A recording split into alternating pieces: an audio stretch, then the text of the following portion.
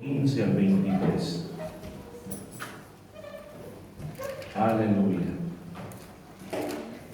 Mientras usted busca la palabra de Dios, según Samuel capítulo 12, versículo 15 al 23, solo quiero recordarle que el viernes tenemos el programa de radio, reuniones de células por las casas. Quiero decir a los hermanos de la zona central que nos reunimos en casa de hermana Brígida, amén, así que ahí vamos a estar. Así de que los hermanos del norte están en casa, hermano Ricardo, y los del sur, los hermanos Luis. Así de que el viernes continuamos con los grupos. Y recuerde, el sábado tenemos vigilia a las 8 de la noche. Vigilia a las 8 de la noche en este lugar. Es necesario orar, es necesario clamar. Así que la iglesia estará abierta, ¿verdad? No importa cuántos estén, pero nosotros vamos a estar clamando delante del Señor. ¿Lo tiene, hermanos? Amén. Capítulo 12, versículo 15. Dice: y Natán se volvió a su casa, y Jehová hirió al niño que la mujer de Urías había dado a David, y enfermó gravemente. Entonces David rogó a Dios por el niño, y ayunó David y entró, y pasó la noche acostado en tierra.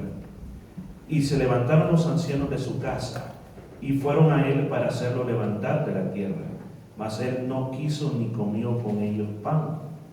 Y al séptimo día murió el niño, y temían los siervos de David hacerle saber que el niño había muerto, diciendo entre sí: cuando el niño aún vivía, le hablábamos, y no quería oír nuestra voz. ¿Cuánto más se afligirá si le decimos que el niño ha muerto? Mas David, viendo a sus siervos hablar entre sí, entendió que el niño había muerto. Por lo que dijo David a sus siervos: ¿ha muerto el niño? Y ellos respondieron: ha muerto. Entonces David se levantó de la tierra y se lavó, se ungió, cambió sus ropas y entró a la casa de Jehová y adoró. Después vino a su casa, pidió y le pusieron pan y comió. Y le dijeron sus siervos: ¿qué es esto que has hecho? Por el niño viviendo aún ayunabas y llorabas, y muerto él, te levantas y comiste pan.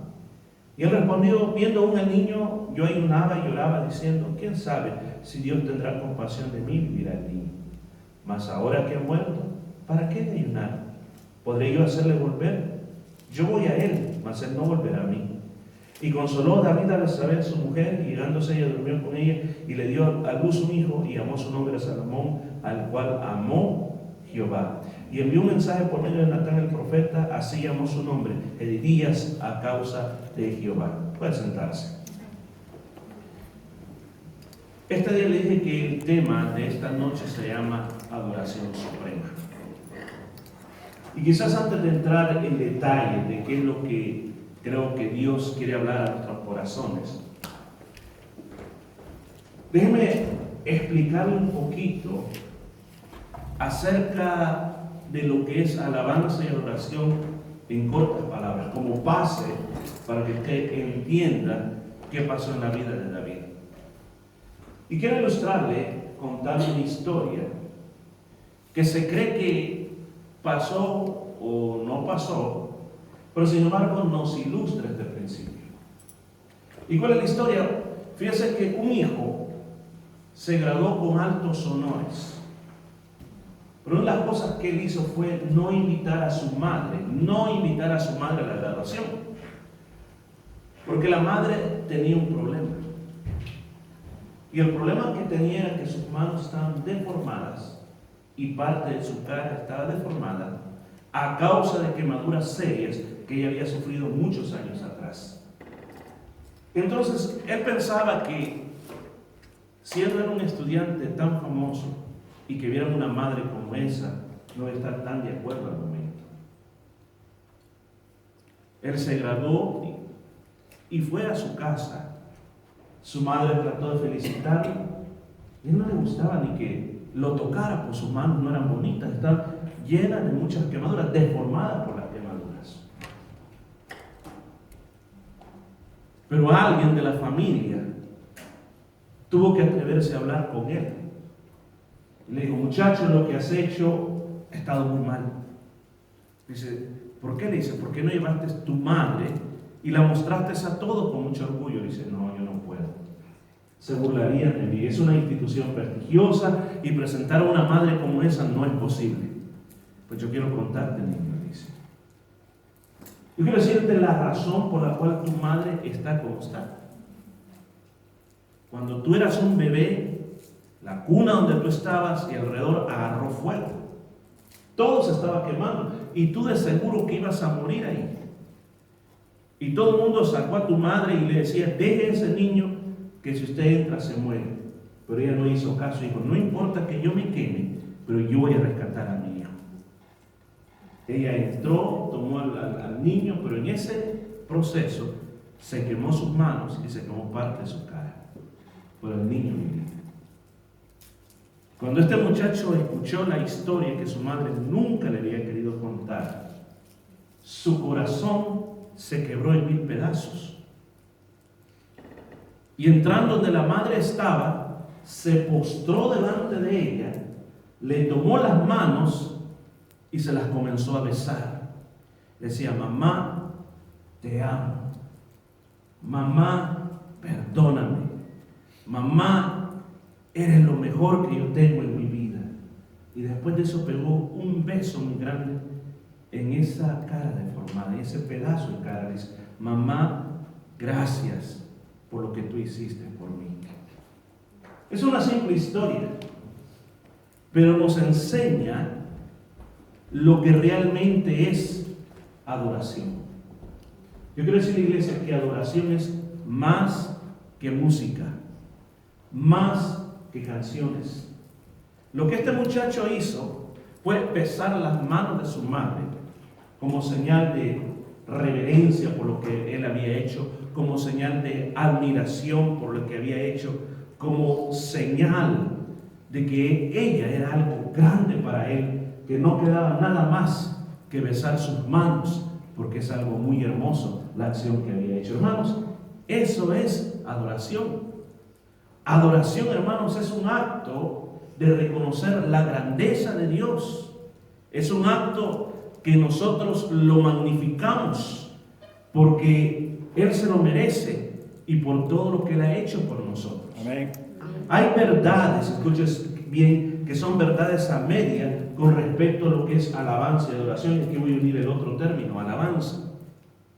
Porque a veces nosotros creemos, y lo diferenciamos de esta manera, alabanza son las canciones de ritmo rápido. Por ejemplo, cuando cantamos, cantaré al Señor por... Entonces, esa es alabanza.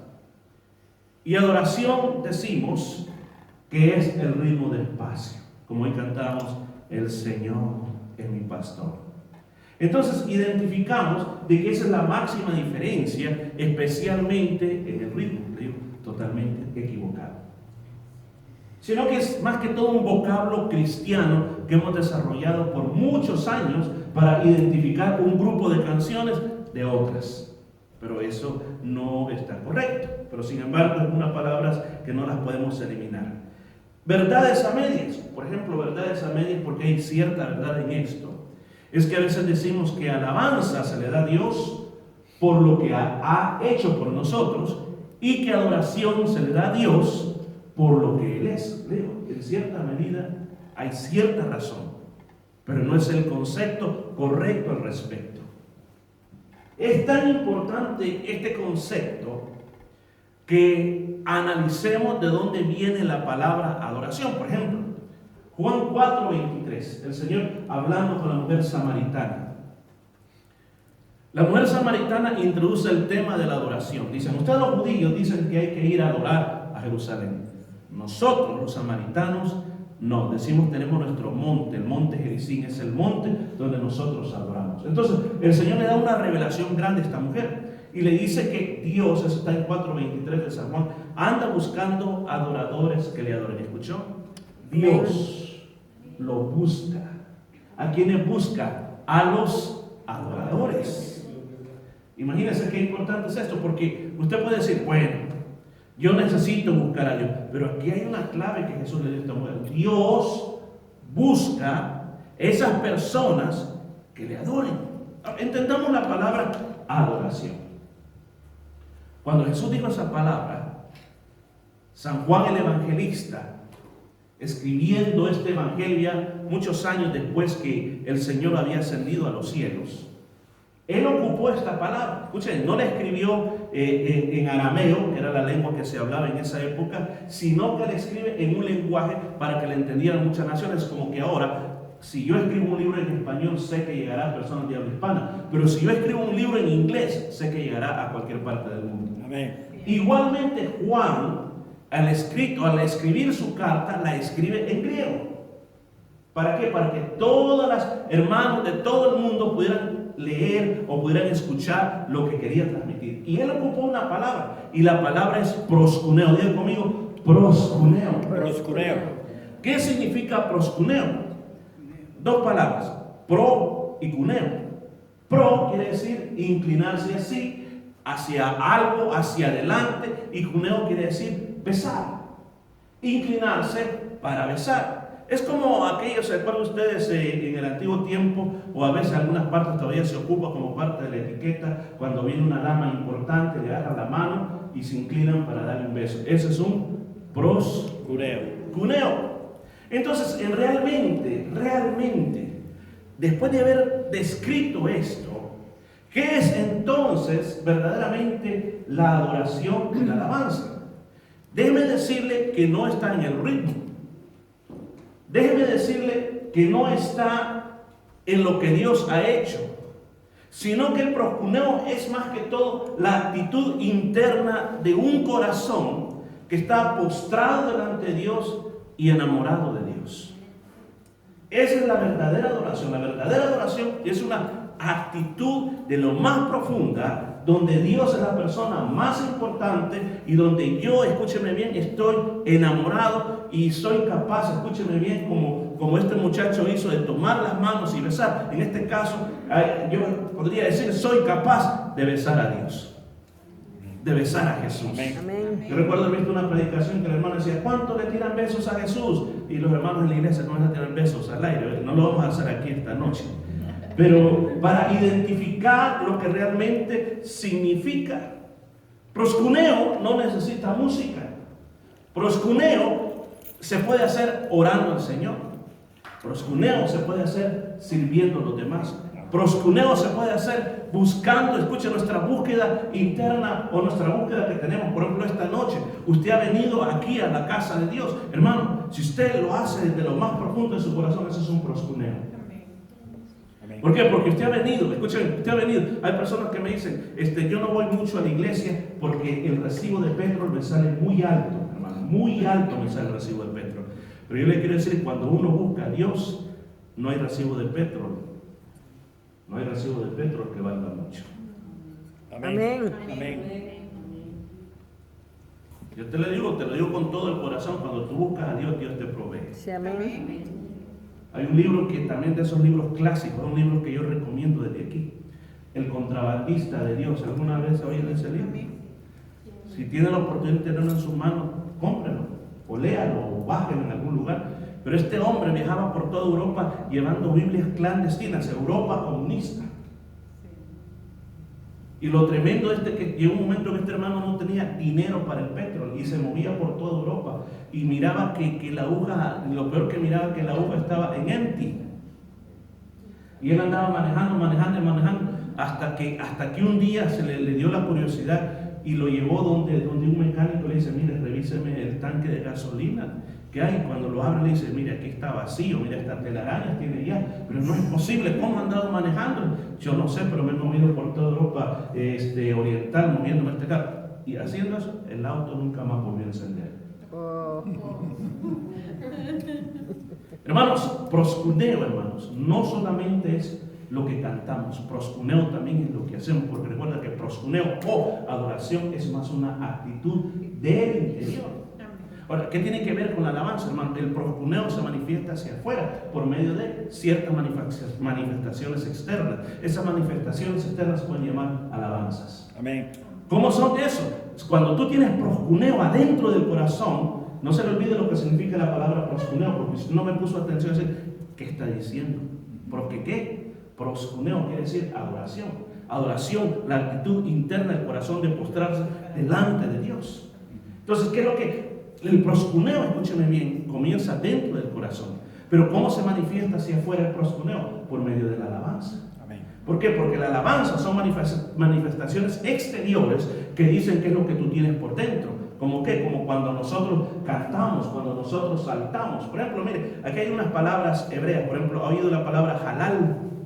No es la comida, no tiene que ver con la comida. Halal, tefila, el libro de los Salmos se llama tefila.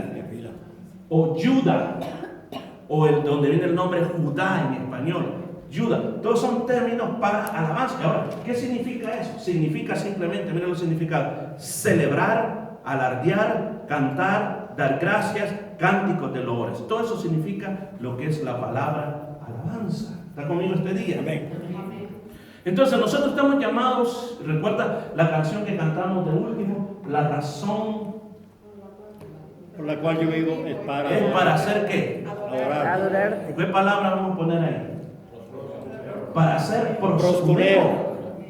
O sea que para que las intenciones más profundas de mi corazón, Señor, es vivir yo postrado delante de ti, reconociendo tu majestad, reconociendo tu grandeza, reconociendo tus hechos, reconociendo tus maravillas, reconociendo que tú eres lo más lindo, lo más precioso que existes, que yo quiero besar esas manos donde fueron puestos esos clavos, quiero abrazarte, Señor, quiero estar cerca de ti y lo quiero manifestar alabando, haciendo halal, haciendo tefila, haciendo yudá, lo quiero hacer cantando con loores, lo quiero hacer alardeando de tu grandeza, lo quiero hacer, Señor, con canciones de loor, con acciones de gracia. Voy a dar todo eso. ¿Cuántos alaban al Señor? Gloria a Dios. Aleluya. Gloria a Dios. Aleluya. Gloria a Dios. Si usted está apuntando y si me puso atención, hoy va a entender lo que viene. Si usted estaba pensando en empanadas, pupusas, hot dog, o que tiene que ir a planchar la ropa, o que tiene que ir a trabajar mañana, no va a entender la segunda parte del mensaje. Amén. Amén. ¿Cuál es la segunda parte de este mensaje? Vengamos a la historia. Dicho esto, poniendo una base grande sobre lo que viene, ¿qué es lo que pasó en la historia de este día? Del niño que se está hablando aquí, es el niño que fue el resultado entre la unión ilícita entre David y Betsabé. Por causa de ese niño, Urías el heteo, el esposo de Betsabé, fue mandado a asesinar. Fue asesinado en la batalla. Cuando aparentemente el esposo ya no estaba, David la trajo a su casa, y quiero decirle que David no estaba soltero. David ya tenía más de 5 mujeres ya. Tenía su rey. Escúcheme, aproximadamente ya tenía 16 hijos, sin contar las hijas. Tenía 16 hijos varones ya cuando pasó esto. David había quedado callado con todo, hasta que vino el profeta Natán de parte de Dios a corregirlo. Y parte de la consecuencia de su pecado fue que el niño iba a morir. Ahora, dice, y Jehová hirió al niño, y el niño enfermó gravemente. Y usted dirá, ¿por qué hizo Dios eso? Él dice que Él tiene el poder de dar vida y quitar vida. Amén. Y cuando el Señor se lleva algo, la verdad de las cosas, que Él sabe por qué. Amén. No podemos nosotros comenzar a pelear con nuestro Creador. ¿Qué hizo David? David, cuando se dio cuenta de la situación que venía sobre él, hizo lo que creo que muchos de nosotros haríamos. Se metió inmediatamente en ayuno. Un ayuno en el cual no simplemente dejó de comer, sino que se fue a su lugar especial, al patio, yo no sé, porque el lugar que aquí describe era de tierra, el piso.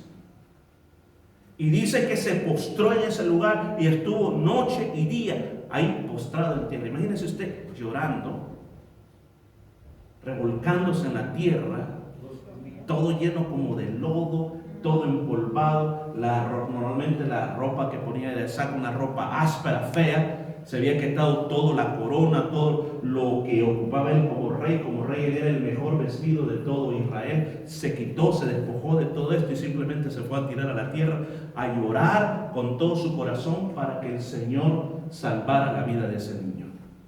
Y después lo dice posteriormente, pidiendo que el Señor tuviera piedad de él. Pero ¿qué más pasó? Dice que él no hablaba con nadie. Los asuntos del gobierno pararon. Que mira que el ministro tal viene que tenemos el problema. El rey David no está para nadie. No quiere ver a nadie. Está ahí en el cuarto de dolor, está en el patio del dolor, está en ayuno, está llorando, está pidiendo, clamando para que ese niño se sane. Dice la Biblia que pasó exactamente 7 días. 7 días de noches que él no durmió completamente. 7 días que no tomó agua, 7 días que no comió alimento, 7 días que su garganta se enroqueció de tanto pedir a Dios, de tanto clamar a Dios. Fue una situación bien dura para él durante toda esa semana. Y finalmente vio que ahí estaban delante de todos sus siervos que hablaban y decía, bueno, aquí pasó algo. Aquí ha sucedido algo. Tenían miedo de decirlo porque decían, mira, si hoy el niño no se ha muerto, mira cómo está. Cuando le digamos que el niño se murió, ¿qué va a hacer este hombre? Vuelvo a repetir, no era su único hijo, ya tenía más de 16 hijos. ¿Cómo se va a poner este hombre cuando se dé cuenta? Pero fue bien sorprendente lo que hizo. Cuando el niño murió, David se levantó, se fue a bañar. En aquella época el perfume eran aceites muy como aromas muy buenos, que se ungió su cuerpo, se cambió la ropa y antes de comer se fue a la casa de Jehová y dice la Biblia y adoró. Diga conmigo, Chahá. Mira, estamos hablando hebreo. Chahá. Amén. Adoró. ¿Qué significa la palabra Chahá? Chahá significa postrarse, bajarse, inclinarse. Él se fue a la casa de Jehová, fue a hacer eso. Ahora, aquí viene el punto que yo quiero sacar ciertos principios que son bien importantes para nosotros. Todos nosotros estamos llamados a ser adoradores o a ser proscuneo. Todos nosotros. Amén. O como se dice en hebreo, chahá. Chahá. Todos estamos llamados a tener esa actitud interna en el corazón de hacer exactamente lo que hizo David, de postrarse, inclinarse en silencio delante de Dios. Pero este mensaje yo le he llamado la adoración suprema. ¿Por qué razón? Es fácil que cuando usted le dice, le aumentamos su sueldo, o le damos más contratos de trabajo, o que le digan, señor, señora, después de un examen chequeo anual, usted está como un jovencito de 25 años. Ahí es fácil caer en chahá o en proscuneo, decirle, gracias Señor por lo que estás haciendo en mi vida. Está bien, esa es una adoración normal. Pero cuando yo hablo de la adoración suprema, es una adoración que va más allá de lo normal. Es una adoración que se hace cuando no es el momento lógico de poder hacerlo. La adoración suprema, hermano, se da en ciertos momentos clave de nuestra vida, en momentos específicos. No es una adoración que lo podemos hacer los 365 días del año, sino que son en ciertos momentos específicos de mi vida. Puede ser en 5 años, me haya pasado una vez, y si no le ha pasado, escúcheme bien, usted va a pasar esos momentos cuando usted necesita adoración suprema, adoración de la máxima, porque cuando ocupamos la palabra suprema, estamos hablando un nivel máximo, más de lo normal, de la adoración que normalmente nosotros concebimos en nuestra mente. Amén. Cuando usted da adoración suprema, es una adoración que confunde a los demás, Porque la adoración suprema es ilógica. ¿Qué le dijeron los siervos de David cuando David hizo esto? Le hicieron esta pregunta: ¿qué es esto que has hecho? Porque lo normal, lo lógico, era si su hijo murió, tenía que guardar tiempo de luto. Por lo menos eran 40 días que él tenía que permanecer en la misma condición, porque estaba de luto por la muerte de su hijo. Cuando pasaban los 40 días, entonces la persona hacía todo lo demás: se iba a bañar, se lavaba, se recortaba la barba de una manera ordenada y regresaba a la parte normal de la vida. Pero David no lo hizo, porque ahí, viviendo el niño, le dijeron: tú ayunabas y llorabas, y muerto tú te has levantado y has comido pan. La adoración suprema es tan fuerte que las personas alrededor tuyo te dirán: bueno, este es tiempo de llorar, no es tiempo de estar en la iglesia, no es tiempo de estar leyendo la Biblia, no es tiempo de estar buscando a Dios, no es tiempo de tener paz en tu corazón. Te queremos ver llorando, te queremos ver destruido, te queremos ver encerrado en la casa, te queremos ver enfermo, te queremos ver totalmente derrotado. Pero cuando tú das adoración suprema, das todo lo contrario, que la gente inmediatamente te hace esta pregunta: ¿qué es esto que has hecho? Amén. ¿Por qué aún puedes amar a Dios a pesar de lo que ha pasado en tu vida? ¿Cómo tú puedes aún leer la Biblia? ¿Cómo tú puedes aún estar yendo a la iglesia? Eso, hermanos, solo se da cuando nosotros llegamos al nivel de adoración suprema. La adoración suprema se da cuando tú rindes totalmente todo lo que tú querías y aceptas voluntariamente lo que ha venido de parte de Dios. Esa es la adoración suprema. Amén, gloria a Dios. ¿Qué es lo que quería David? David quería que el niño se sanara, viviera y fuera un príncipe, así como los otros hijos que tenía. Esa era la voluntad de David. Pero Dios dijo: esa no es mi voluntad. Mi voluntad es que este niño me lo traigo conmigo ya para el cielo. No va a vivir ahí en la tierra, David, porque ese niño te va a hacer, todo el tiempo te va a recortar el problema que tú hiciste. Yo me lo traigo ya directito para el cielo. Pero David tenía que aceptar la voluntad de Dios. Decir: Dios, tu voluntad ha sido la mejor. Dios, no me peleo contigo. Dios, no me voy a volver contra ti, sino que yo acepto lo que tú has decidido. Yo lo acepto confiadamente porque tú sabes lo mejor. Amén. Y eso fue lo que hizo David. Porque si él no hubiera hecho eso, él no se hubiera levantado de ese lugar para hacer lo que hizo. Lo primero que hizo, si usted se da cuenta cuando leímos, antes de ir a sentarse a comer a la mesa, esas tortillitas calientes, tostaditas con el pedazo de carne asada y el buen vaso de leche, antes de hacer eso, dice que él se fue a la casa de Jehová.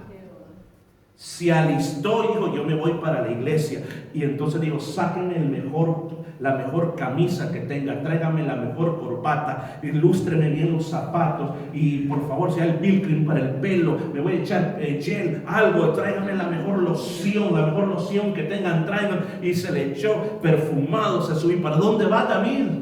¿Para dónde vas que no sabes lo que te ha pasado? Voy para la casa de Dios. Amén. Pero no salgas, quédate en la casa, quédate llorando, quédate ahí despeinado, acostado, dormite. No. Yo me voy para la casa de Dios. Fue a adorar al Señor, fue a hacer proscuneo, fue a hacer el shahá, fue a hacer eso delante de Dios. Y después volvió a su casa y llegó a comer. La alabanza suprema solamente se puede dar cuando tú dices: a pesar de que mi lógica, a pesar de que yo no entiendo que por qué Dios me dijo que no, por qué Dios me quitó esto, por qué Dios hizo aquí, por qué Dios lo hizo de esa manera, pues yo acepto la voluntad de Dios y yo voy a adorar a Dios y le voy a dar esta adoración suprema. ¿Cuántos dicen gloria a Amén, Dios? gloria a Dios. 4 principios, el número 4. Mira, si usted no iba poniendo números, pero yo tengo números. Número 4. La adoración suprema se da cuando tú tienes una nueva revelación de Dios. En casos como estos, tú no puedes bendecir el nombre de Dios si no tienes una revelación nueva de Dios. Yo voy a decir, los nombres que nosotros le decimos a Dios son a consecuencia de nuevas revelaciones. Se dice que en los antiguos, el nombre por el cual más era conocido Dios era por El Shaddai. El Shaddai. Ese es el nombre que más en la época de Abraham más usaba, El Shaddai. Pero en un momento Abraham tuvo una nueva revelación de otro nombre de Dios. ¿Cuándo fue ese momento? Cuando él lleva a su hijo Isaac. Y Dios lo había pedido para sacrificarlo. Él se lo presentó delante de Dios. Y cuando Dios le dijo, no detengas la mano, no hagas el sacrificio de ese muchacho. Dice que Dios le mostró que había allí un carnero para el sacrificio. Y por la razón que Dios proveyó el sacrificio, le llamó a Dios este nombre, Jehová Jireh, que significa Jehová proveerá. ¿Se da cuenta? Cuando hablamos, por ejemplo, se ha oído el nombre Jehová Rafa. ¿Qué quiere decir Jehová Rafa? Sanador. Mi médico divino, mi sanador. ¿Dónde ocurrió ese nombre? Ese nombre ocurrió cuando los israelitas llegaron a las aguas amargas de Mara. El agua no era capaz de poderse tomar, era una agua que era amarguísima. Dice que ellos comenzaron a protestar delante de Dios. Dice que Moisés tuvo que hacer, creo que una rama fue la que echó, algo cayó y un árbol se cayó sobre eso, que Dios le dijo que lo hiciera y las aguas se sanaron. Y ahí mismo Dios le dio una revelación a ellos y le dijo, miren, si ustedes guardan mis estatutos, andan en mis mandamientos y cumplan mis preceptos, ninguna enfermedad de la que mandé sobre los egipcios vendrá sobre usted, porque Jehová es vuestro sanador, Jehová Rafa. Volvamos aquí. ¿Cuál es la revelación nueva que tú tienes de Dios? Todos nosotros tenemos una revelación de Dios. Tenemos un concepto personal de Dios. Si para ti Dios te ha perdonado un montón de pecados, tú dices, ay, para mí el Señor es perdonador. Ay, para mí no hay como el Señor que perdona pecados. Si tú eres una persona que Dios te ha sacado de grandes problemas económicos, te está proveyendo, tú simplemente andas hablando siempre de un Dios que provee todas las cosas. Tú tienes una revelación personal de Dios. Pero cuando llegas a esos momentos difíciles en la vida, momentos en que hay que darle adoración suprema a Dios, simplemente, escúchame, las personas que le entregan esa adoración suprema a Dios, llegan a tener una revelación nueva de quién es Dios. Ejemplo, Job, escuchen, con todo lo que le pasó, él dijo estas palabras, Job 42:5, de oídas te había oído. Mas ahora mis ojos te ven. Revelación nueva, revelación fresca, revelación diferente. Le cambió toda su teología, toda su filosofía. Él dice, antes yo hablaba cosas que no sabía o cosas que no entendían, cosas que solo las hablaba porque alguien me las contó, porque se las escuché a alguien. Pero ahora, Señor, mis ojos te han visto, tú, de tu propia boca